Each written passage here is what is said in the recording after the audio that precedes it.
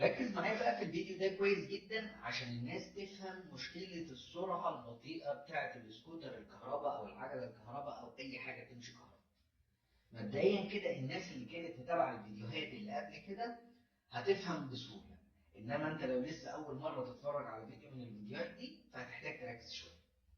مبدئيا كده العجلة دي كانت متصممة لأنها سيستم يمشي بموتور 2000 واط ببطارية 60 فولت على كنترول كان 1200 واط، او بمعنى اصح كان 30 امبير.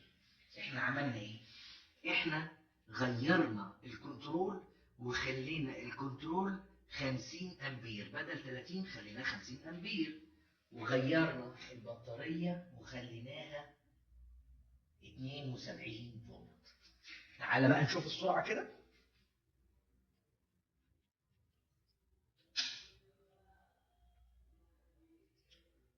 كده اشتغلت معانا.